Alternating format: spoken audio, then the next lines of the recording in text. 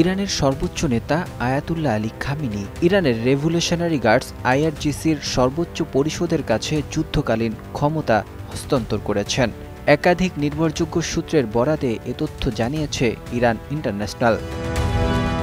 সংবাদ মাধ্যমটির প্রতিবেদনে দাবি করা হয়েছে, তেহরানের উত্তর পূর্ব অঞ্চলের লাভিজানের একটি গোপন বাংকারে সপরিবারে সরিয়ে নেওয়া হয়েছে খামেনিকে।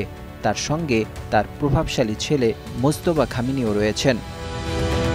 সম্প্রতি মার্কিন প্রেসিডেন্ট ডোনাল্ড ট্রাম্প ট্রুথ সোশ্যালে এক পোস্টে লিখেছেন, আমরা জানি তথাকথিত সুপ্রিম লিডার কোথায় লুকিয়ে আছেন। তিনি সহজ টার্গেট, তবে আপাতত তাকে হত্যা করা হবে না, কিন্তু আমাদের ধৈর্য ফুরিয়ে আসছে। তিনি আরও বলেন, আমরা চাই না বেসামরিক মানুষ বা আমেরিকান সৈন্যদের দিকে আর কোনো ক্ষেপণাস্ত্র ছোড়া হোক। বিশেষজ্ঞদের মতে, ক্ষমতা হস্তান্তরের এই পদক্ষেপ একটি সম্ভাব্য প্রি-এম্পটিভ ট্রান্সফার অব অথরিটি, যার মাধ্যমে যুদ্ধকালীন পরিস্থিতিতে কমান্ড কাঠামো অক্ষুণ্ণ রাখা যাবে। যদি খামেনি নিহত হন তবুও।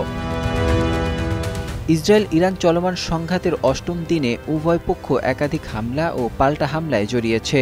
ইসরায়েলের একাধিক আক্রমণে ইরানের সামরিক ও পারমাণবিক স্থাপনায় বড় ক্ষয়ক্ষতি হয়েছে এবং এর পাল্টা জবাবে ইরানও ব্যাপক ক্ষেপণাস্ত্র হামলা চালাচ্ছে। শুক্রবার ইরানের প্রেসিডেন্ট মাসউদ পেজেশকিয়ান ইসরায়েলের বিরুদ্ধে হুঁশিয়ারি দিয়ে বলেছেন, ইসরায়েল যদি হামলা অব্যাহত রাখে তাহলে ইরান আগের চেয়েও আরও কঠোর প্রতিক্রিয়া জানাবে। ইরানি সংবাদ মাধ্যমে প্রকাশিত এক বিবৃতিতে প্রেসিডেন্ট বলেন, আমরা সবসময় শান্তি ও স্থিতিশীলতার পথ অনুসরণ করেছি, কিন্তু বর্তমান পরিস্থিতিতে শান্তি কেবল তখনই সম্ভব যখন জায়নবাদীরা সন্ত্রাসী আগ্রাসন বন্ধ করবে এবং স্থায়ীভাবে তা বন্ধ রাখার গ্যারান্টি দেবে।